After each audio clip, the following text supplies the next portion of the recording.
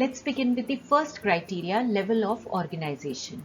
We know that all animals are multicellular, but here we see whether these cells are organized as tissues or they form organ or organ system. So how are these levels different? In cellular level, they are just groups of cells. There is very little division of labor. This occurs in sponges. In coelentrates, the cells are arranged in tissues and there is division of labor. Organ level of organization is shown by platyhelminthes or the flatworms, and the organ system level in groups higher than these. Higher animals have well organized systems such as respiratory system, digestive system, circulatory system. Each of these is made of many organs, and all these organs work together to perform one particular metabolic functions. These organ systems too are at different levels of complexity in different phylum. Like in humans, we have a very well organized digestive system. But in platyhelminthes, the digestive system is very simple. It has a mouth which also acts as anus. So there is a single opening of taking in food and also ingesting food. This type of digestive system is known as incomplete. Complete digestive system means there should be two separate openings, mouth and anus. Another example of level of complexity is circulatory system. It can be of two types, open and closed type. In open type, blood is pumped out of heart directly into the blood cavity and all the organs are in direct contact with blood. Example, arthropoda. In closed circulatory system, blood is pumped through blood vessels. The exchange of materials with blood occurs through the lining of blood vessels. There is no direct contact between the tissues or organs and blood. Example is chordates.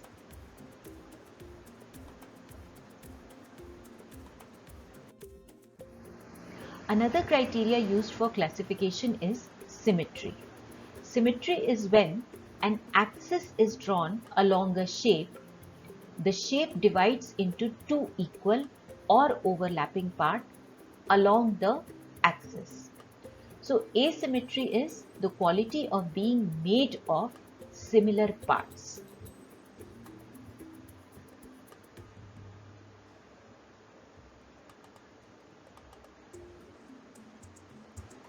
Organisms are classified into three groups on the basis of symmetry: asymmetrical, radially symmetrical, and bilaterally symmetrical. Asymmetrical organisms lack symmetry. That is, they do not have any axis through which they can be divided into two equal parts. Example is sponges from porifera. Then there are organisms where any plane passing through the central axis of the body divides the organism into two identical halves, like it happens in a circle. This is called radial symmetry. Examples are coelentrates, ctenophores, and echinoderms. So these organisms have many lines of symmetry. Then there are animals like annelids and arthropods, where the body can be divided into two identical left and right halves in only one plane. That is, they have only one line of symmetry, and these are said to be bilaterally symmetrical. When the zygote of an animal begins to divide, the cells get arranged in layers. Each of these layers forms different organs in the organism. These layers are known as germ layers. There can be organisms with 2 germ layers or 3 germ layers. In diploblastic, the two layers are ectoderm on the outside and endoderm on the inside. In between, there is a non-living layer known as mesoglia. In triploblastic organisms, a third layer, mesoderm, is present between the ectoderm and the endoderm.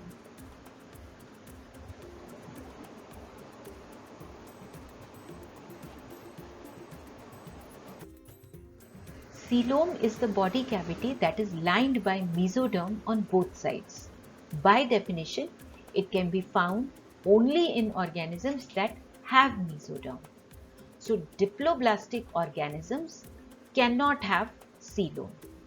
Among the triploblastic organisms, some have coelom, some do not, and some have false or pseudocoelom.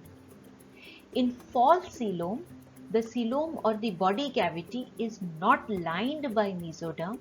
Instead, the mesoderm is present as scattered pouches in between the ectoderm and endoderm. Now the examples.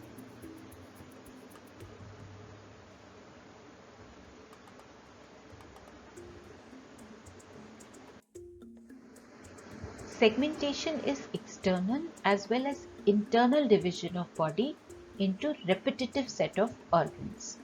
This phenomena is known as metamerism, and this is very obvious in earthworm and insects. But in higher organisms, it is partial and it is seen in some parts such as vertebral column or ribs.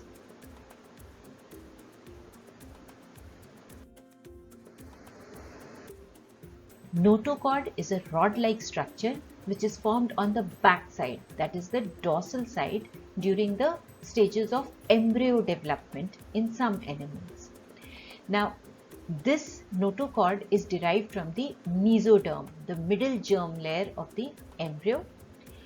It is found in chordates, which are organisms or group with notochord. These include Pisces, amphibians, reptiles, aves, and mammals. The rest of the organisms which do not have notochord are known as non-chordates, and these are Porifera to Echinodermata. With this, we come to the end of this session. This is a recap of all the criteria that we have studied. The kingdom animal, multicellular, holozoic with eukaryotic cell lacking cell wall. Now, on the basis of level of organization, we have two groups, the cellular level and the tissue organ or organ system level. In the cellular level, asymmetrical organisms, which are also acoelomates, are Porifera. On the basis of symmetry, the higher levels of organization can be radial or bilateral. Again, in the radial, the acoelomates are Coelenterata and Ctenophora. Bilateral, we have organisms with three germ layers, the triploblastic ones. They are without the body cavity, that is Platyhelminthes, with false coelom, Aschelminthes, and with true coelom, the rest of the groups. Now, these are your questions for practice.